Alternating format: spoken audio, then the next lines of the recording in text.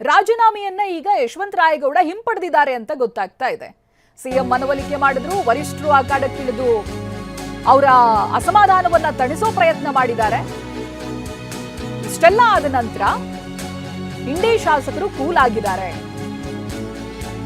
ರಾಜೀನಾಮೆಯನ್ನ ಅಂಗೀಕರಿಸಬೇಡಿ ಅಂತ ಸ್ಪೀಕರ್ ಕಚೇರಿಗೆ ಪತ್ರವನ್ನ ಕೂಡ ಬರೆದಿದ್ದಾರೆ.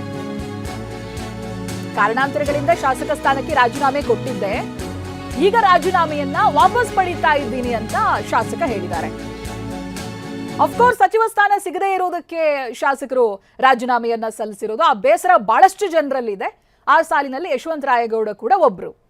ಅವರು ರಾಜೀನಾಮೆಯನ್ನೇ ಸಲ್ಲಿಸಿಬಿಟ್ಟಿದ್ರು ಸ್ಪೀಕರ್ ಕಚೇರಿಗೆ. ಇದೀಗ ಮತ್ತೊಂದು ಪತ್ರವನ್ನ ಬರೆದಿದ್ದಾರೆ. ರಾಜೀನಾಮೆಯನ್ನ ಹಿಂದಕ್ಕೆ ಪಡೀತಾ ಇದ್ದೀನಿ, ರಾಜೀನಾಮೆಯ ಅಂಗೀಕಾರ ಮಾಡಬೇಡಿ ಅಂತ.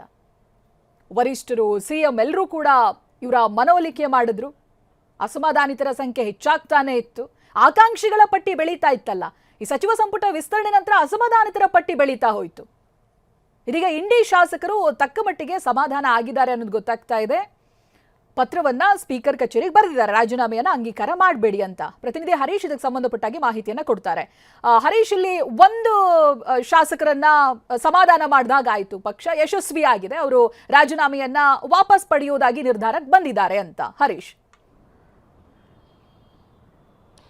ಹೌದು ಚೈತ್ರ, ಸಚಿವ ಸ್ಥಾನ ಸಿಗದೆ ಇಂಡಿ ಶಾಸಕರಾದಂತಹ ಯಶವಂತ ರಾಯಗೌಡ ಪಾಟೀಲ್ ಅವರು ತಮ್ಮ ಶಾಸಕ ಸ್ಥಾನಕ್ಕೆ ರಾಜೀನಾಮೆಯನ್ನು ಕೊಟ್ಟಿದ್ದರು. ಅಂದರೆ ಯಾವಾಗ ಸಚಿವ ಸ್ಥಾನ ಹೈಕಮಾಂಡ್ನಿಂದ ಘೋಷಣೆ ಆಯಿತು ಮತ್ತು ಯಾವಾಗ ಸಚಿವರುಗಳು ನೂತನ ಸಚಿವರು ಪ್ರಮಾಣ ವಚನ ಸ್ವೀಕಾರ ಮಾಡಲಿಕ್ಕೆ ಹೋದರು, ಅದಕ್ಕೂ ಮುಂಚೆ ತಮ್ಮ ಶಾಸಕ ಸ್ಥಾನಕ್ಕೆ ರಾಜೀನಾಮೆಯನ್ನು ಕೊಟ್ಟಿದ್ದರು. ಖುದ್ದು ಅವರೇ ಬಂದು ಸ್ಪೀಕರ್ ಅವ್ರನ್ನ ಭೇಟಿ ಮಾಡಿ ರಾಜೀನಾಮೆಯನ್ನು ಕೊಟ್ಟು ಅಸಮಾಧಾನವನ್ನು ವ್ಯಕ್ತಪಡಿಸಿದರು.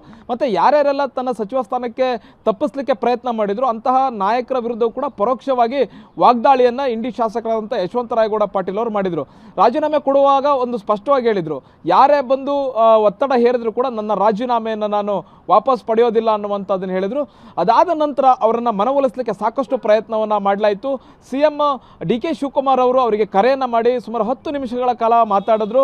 ಅದಾದ ನಂತರ ಲಕ್ಷ್ಮಣ್ ಸವದಿ ಅವರೇ ಅವರ ಮನೆಗೆ ಭೇಟಿಯನ್ನು ಕೊಟ್ಟು ಮತ್ತು ವಿನಯ್ ಕುಲಕರ್ಣಿ ಅವರು ಕೂಡ ಅವರ ನಿವಾಸಕ್ಕೆ ಭೇಟಿಯನ್ನು ಕೊಟ್ಟು ಅವರ ಮನವೊಲಿಸುವಂಥ ಪ್ರಯತ್ನವನ್ನು ಮಾಡಿದರು. ಲಕ್ಷ್ಮಣ್ ಸವದಿ ಅವರು ಹೇಳ್ತಾರೆ, ನನಗೆ ಈಗ ಸಿಕ್ಕಿರ್ತಕ್ಕಂಥ ಸಚಿವ ಸ್ಥಾನವನ್ನು ಬೇಕಾದರೂ ನಿಮಗೆ ಬಿಟ್ಕೊಡ್ತೇನೆ, ನೀವು ನನ್ನ ಸ್ನೇಹಿತರು, ನೀವೇ ಮಂತ್ರಿಗಳಾಗಿ ಯಾವುದೇ ಕಾರಣಕ್ಕೂ ನೀವು ರಾಜೀನಾಮೆಯನ್ನು ವಾಪಸ್ ಪಡಿಲೇಬೇಕು ಅನ್ನುವಂತಹ ನಿಟ್ಟಿನಲ್ಲಿ ಅವರು ಮನವಿಯನ್ನು ಮಾಡಿಕೊಳ್ತಾರೆ. ಆದರೆ ಯಶವಂತ ರಾಯಗೌಡ ಪಾಟೀಲ್ ಅವರು ನಿಮಗೆ ಸಿಕ್ಕಿರ್ತಕ್ಕಂಥ ಸಚಿವ ಸ್ಥಾನವನ್ನು ನೀವು ಇಟ್ಕೊಳ್ಳಿ, ಆದರೆ ನಾನು ರಾಜೀನಾಮೆಯನ್ನು ವಾಪಸ್ ಪಡಿತೀನಿ ಅನ್ನುವಂತಹದನ್ನು ಅವರ ಮುಂದೆನೇ ಹೇಳಿದರು. ಮತ್ತು CM ಮಾತಾಡೋವಾಗಲೂ ಕೂಡ ಕ್ಷೇತ್ರದ ಅಭಿವೃದ್ಧಿಗೆ ಬೇಕಾದಂಥ ಕೆಲಸಗಳಾಗಿರ್ಬೋದು, ಏನೇ ಆದರೂ ನಾನು ಮುಂದೆ ನಿಂತು ಮಾಡಿಕೊಡ್ತೀನಿ ಅನ್ನುವಂಥ ಭರವಸೆಯನ್ನು ಇಂಡಿ ಶಾಸಕರಂತ ಯಶವಂತ ರಾಯ ಪಾಟೀಲ್ ಅವರಿಗೆ ಏನು ಮನವಿಯನ್ನು ಮಾಡಿಕೊಂಡ್ರು. ಈಗ ಯಶವಂತ ರಾಯಗೌಡ ಪಾಟೀಲ್ ಅವರು ತಮ್ಮ ಆಪ್ತರನ್ನು ಸ್ಪೀಕರ್ ಕಚೇರಿಗೆ ಕಳಿಸಿ ತಾನು ಸಲ್ಲಿಸಿರ್ತಕ್ಕಂಥ ರಾಜೀನಾಮೆ ಪತ್ರವನ್ನು ವಾಪಸ್ ಪಡಿತಾ ಇದ್ದೀನಿ, ಯಾವುದೇ ಕಾರಣಕ್ಕೂ ನನ್ನ ರಾಜೀನಾಮೆಯನ್ನು ಅಂಗೀಕರಿಸಬೇಡಿ ಅನ್ನುವಂಥ ಮನವಿಯನ್ನು ಮಾಡ್ಕೊಂಡಿದ್ದಾರೆ. ಹಾಗಾಗಿ ಅವರ ರಾಜೀನಾಮೆ ಯಾವುದೇ ಕಾರಣಕ್ಕೂ ಈಗ ಅಂಗೀಕಾರ ಆಗಲ್ಲ, ಅವರು ಶಾಸಕರಾಗಿ ಮುಂದುವರಿತಾರೆ. ಬಹುಮುಖ್ಯವಾಗಿ ನಿನ್ನೆ DK ಶಿವಕುಮಾರ್ ಅವರು ಒಂದು ವಾರ್ನಿಂಗ್ ಕೂಡ ಕೊಟ್ಟಿದ್ರು, ಯಾರೇ ಶಾಸಕರು ರಾಜೀನಾಮೆ ಕೊಡ್ತೀನಿ ಅಂತ ಮುಂದೆ ಬಂದಿದೆ ಅದಲ್ಲಿ 2 ನಿಮಿಷದಲ್ಲೇ ಅವ್ರು ರಾಜೀನಾಮೆ ಸಲ್ಲಿಸಿದೆ, 2 ನಿಮಿಷದಲ್ಲೇ ಅವರ ರಾಜೀನಾಮೆ ಅಂಗೀಕಾರ ಆಗುತ್ತೆ ಅನ್ನುವಂಥ ಎಚ್ಚರಿಕೆಯನ್ನು ಕೊಟ್ಟಿದ್ರು. ಮತ್ತು ಯಶವಂತ ರಾಯಗೌಡ ಪಾಟೀಲ್ ರೀತಿಯಲ್ಲೇ ಹೆಚ್ಚಿನ ಶಾಸಕರುಗಳು ಕೂಡ ರಾಜೀನಾಮೆ ಕೊಡ್ತೀವಿ ಅನ್ನುವಂಥ ಇಂಗಿತವನ್ನು ವ್ಯಕ್ತಪಡಿಸಿದ್ರು. ಅದಾದ ನಂತರ CM ಅವರು ಅವ್ರ ಜೊತೆ ಎಲ್ಲ ಮಾತಾಡಿದ್ರು. ಮತ್ತೆ ಒಂದಷ್ಟು ಸಚಿವರುಗಳನ್ನ ಅವರವರ ಮನೆಗೆ ಕಳಿಸಿದ್ರು. ಅಂದರೆ ಕೃಷ್ಣಪ್ಪ ಅವರ ಮನೆಗೂ ಕೂಡ ಸಚಿವರು ಹೋಗಿ ಅವರ ಮನವೊಲಿಸುವಂಥ ಪ್ರಯತ್ನವನ್ನು ಮಾಡಿದ್ರು. ಜೊತೆಗೆ ಜಯಚಂದ್ರ ಅವರ ನಿವಾಸಕ್ಕೆ ತೆರಳಿ ಅಲ್ಲಿ ಸಚಿವರು ಅವರನ್ನ ಮನವೊಲಿಸುವಂಥ ಪ್ರಯತ್ನವನ್ನು ಮಾಡಿದ್ರು.